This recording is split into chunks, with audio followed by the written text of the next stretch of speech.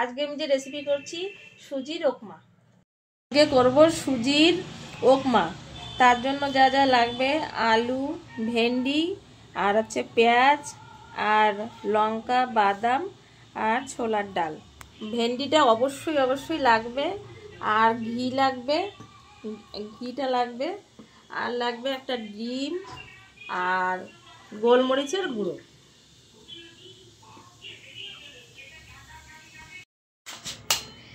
আমি পাশে ডিমের ভুজিয়া করে নিচ্ছি। ডিমটা অবশ্যই লাগবে এই সুজির উপমাতে। আমার বাবা যখন চাকরি করতো এয়ারফোর্সে, তখন পার্ট টাইমে ক্যান্টিনে এই খাবারটা তৈরি করে দিত আমার মা। ভোরবেলায় বাবা নিয়ে যেত ক্যান্টিনে সেল করতে। তখন তো মাইনে ছিল না, অল্প মাইনে ছিল, 500 টাকা করে মাইনে ছিল ডিফেন্সে যারা চাকরি করতো।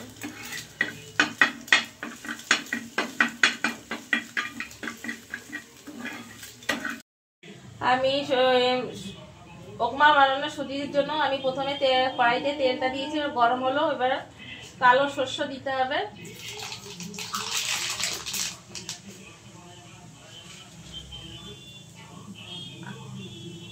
আর দিতে হবে কটা ছোলার ডাল,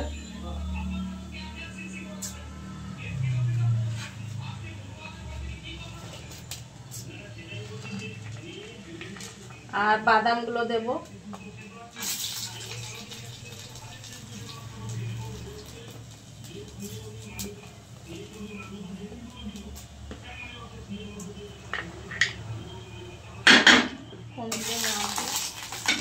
এবার দেব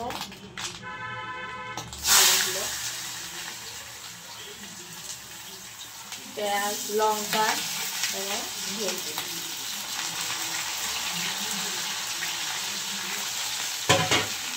এবার এটা কিছুক্ষণ নাড়াবো, নাড়িয়ে জল ঢেলে দেবো। যখন আধ সিদ্ধ হবে তখন সুজি দিয়ে সুজির সঙ্গে ঘি দিয়ে নামাতে হবে। এখন কিছুটা ফ্রাই করতে হবে। এবার ফ্রাই হয়ে গেছে, এবার আমি জল দেব যাতে সবজিগুলো সিদ্ধ হয়। পরিমাণ মতন জল দিতে হবে, আর স্বাদ মতন লবণ দিতে হবে।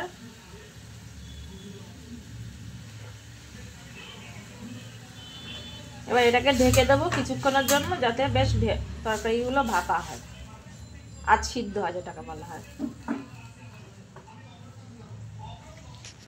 তরকারিগুলো হাফ সিদ্ধ হয়ে গেছে। এখন আমি সুজি মেশাবো আর নাড়াবো, নাহলে দলা পাকিয়ে যাবে।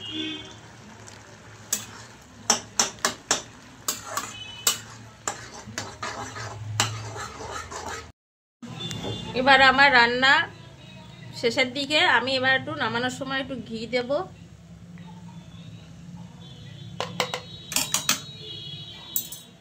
আর যে ডিমগুলো ছিল সেগুলো ছড়িয়ে দেব।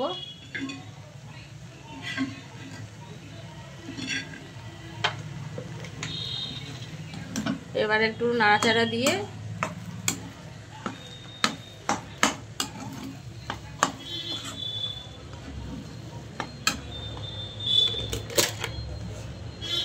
এবার সাইডে আমার বাড়িতে করা গোলমরিচের গুঁড়ো